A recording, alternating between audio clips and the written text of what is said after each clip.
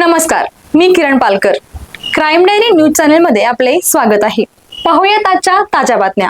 इचलकरंजी जवळील तारदाळ हद्दीत झालेल्या घरफोडीचा कौशल्यपूर्ण तपास करत शहापूर पोलिसांनी 2 आरोपींना ताब्यात घेतले असून त्यांच्याकडून तब्बल 43 तोळे सोन्याचे दागिने, गुन्ह्यात वापरलेली दुचाकी आणि मोबाईल फोन असा एकूण 53,74,000चा मुद्देमाल जप्त करण्यात पोलिसांना यश आले. तर या प्रकरणी हरी मारुती चोपडे, वय वर्ष 44, राहणार ज्ञानेश्वर नगर, निम शिरगाव रोड, तारदाळ यांनी फिर्याद दिली आहे.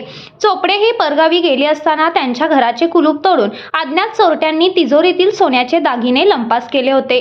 परत आल्यावर घरातील सामान अस्ताव्यस्त अवस्थेत दिसल्याने त्यांनी याची माहिती तात्काळ शहापूर पोलिसांना दिली. त्यानंतर चोरीचा गुन्हा दाखल करून पोलिसांनी तपासाची चक्रे जलद गतीने फिरवली. अलीकडच्या काळात कोल्हापूर जिल्ह्यात घरफोड्यात, चोरी आणि दरोड्यांच्या घटनांमध्ये वाढ झाल्याने पोलिसांनी रात्रीच्या गस्तीत वाढ केली आहे.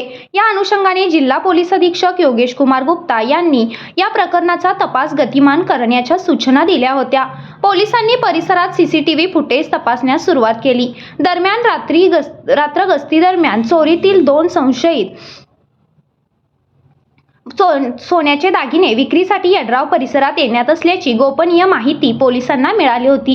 या माहितीची शहानिशा करून तपास पथकाने सापळा रचला आणि प्रल्हाद विठ्ठल कवठेकर, वय वर्ष 30, राहणार संगमनर तारदाळ व उदय श्रीकांत माने, वय वर्ष 29, राहणार बेघर वसाहत यड्राव या दोघांना ताब्यात घेतले. यावेळी चौकशी दरम्यान सुरुवातीला त्यांनी उडवाउडवीची उत्तरे दिली, मात्र पोलिसांनी खाक्या दाखवताच अखेर त्यांनी गुन्ह्याची कबुली दिली.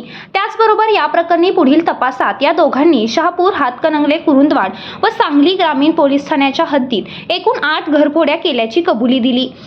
त्यानुसार यांच्याकडून पोलिसांनी 43 तोळे सोन्याचे दागिने, गुन्ह्यात वापरलेली दुचाकी व मोबाईल असा तब्बल 53,74,000चा मुद्देमाल पोलिसांनी जप्त केला आहे. ही कारवाई जिल्हा पोलीस अधीक्षक योगेश कुमार गुप्ता, अप्पर पोलीस अधीक्षक अण्णासाहेब जाधव, उपअधीक्षक विक्रांत गायकवाड यांच्या मार्गदर्शनाखाली पोलीस निरीक्षक सचिन सूर्यवंशी, उपनिरीक्षक श्रीकृष्ण दरेकर तसेच अंमलदार अविनाश मुंगसे, रोहित डावळे, अबूब गडकरी, अर्जुन फातले, सतीश कुंभार, शशिकांत ढोणे व रवींद्र महाजन यांनी संयुक्तपणे पार पाडली.